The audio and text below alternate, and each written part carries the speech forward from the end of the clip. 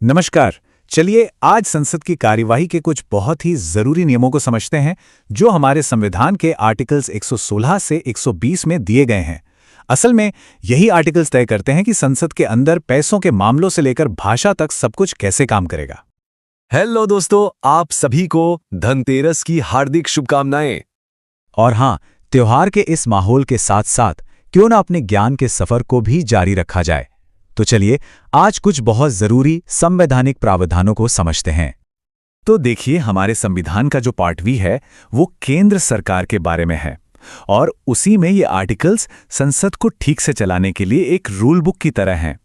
मतलब ये वो नियम हैं जो पक्का करते हैं कि देश की सबसे बड़ी पंचायत यानी हमारी संसद बिल्कुल व्यवस्थित तरीके से काम करे।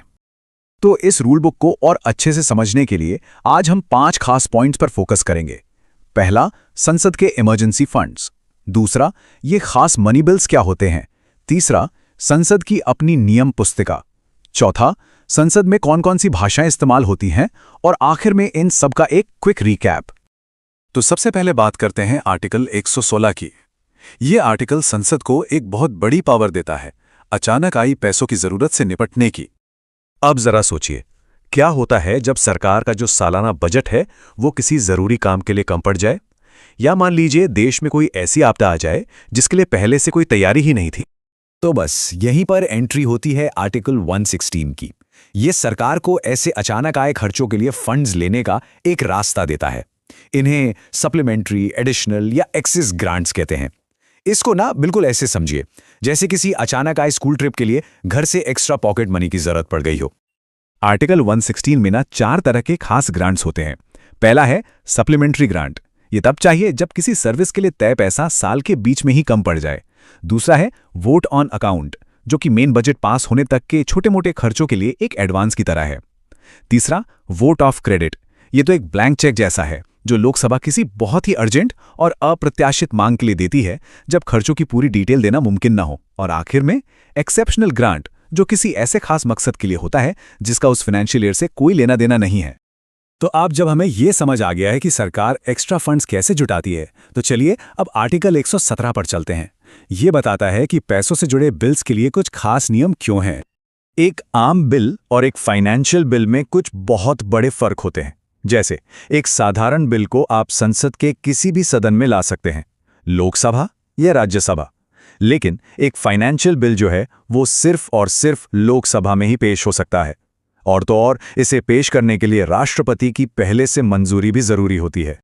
ये स्लाइड एक बहुत ही दिलचस्प और जरूरी बात बताती है कि सारे मनी बिल फाइनेंशियल बिल तो होते हैं, लेकिन हर फाइनेंशियल बिल मनी बिल नहीं होता। और सबसे बड़ा फर्क आप देख सकते हैं राज्यसभा की शक्तियों में। एक फाइनेंशियल बिल को राज्यसभा बदल भी सकती है या खारिज भी कर सकती है, लेकिन मनी बिल के मामले में वो सिर्फ 14 दिनों के अंदर अपनी सलाह दे सकती है, उसे रोक नहीं सकती। चलिए अब बात करते हैं उन नियमों की जो संसद के रोजमर्रा के काम को कंट्रोल करते हैं और सदन में अनुशासन बनाए रखते हैं, यानी आर्टिकल 118 और 19। अब देखिए, संसद में कोई अफरा तफरी ना हो, इसके लिए जरूरी है कि कुछ नियम हो। तो आर्टिकल 118 संसद के हर सदन को ये पावर देता है कि वो अपना कामकाज चलाने के लिए अपने खुद के नियम बना सकें।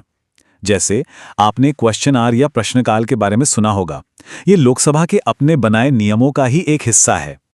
यहाँ एक बहुत जरूरी बात है जिसे समझना होगा। पैसों के मामले में ना टाइमिंग बहुत इंपॉर्टेंट होती है।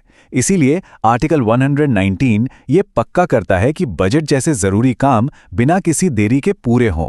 असल में अगर संसद के आम नियमों और पैसों के मामले के लिए बनाए गए किसी खास कानून में टकराव हो जाए तो हमेशा पैसों से जुड़ा कानून ही जीतेगा, उसे ही प्राथमिकता दी जाएगी।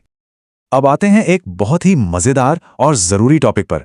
भारत, जहां इतनी सारी भाषाएं बोली जाती हैं, वहां हमारी संसद के अंदर बातचीत की चुनौती को हमारा संविधान कैसे हैंडल करता है।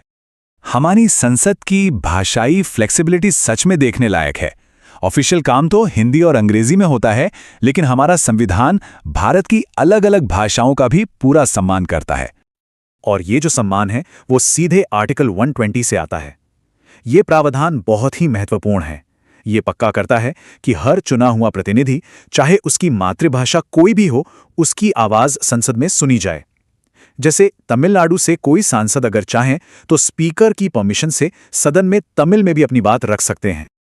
तो चलिए, अब तक हमने जो कुछ भी सीखा है उसके मुख्य पॉइंट्स को फटाफट से एक बार दोहरा लेते हैं। तो ये रहा एक क्विक सारांश। आर्टिकल 116 संसद को अचानक आई पैसों की जरूरत के लिए टूल देता है। आर्टिकल 117 सरकारी खजाने से जुड़े बिल्स के लिए खास नियम बनाता है।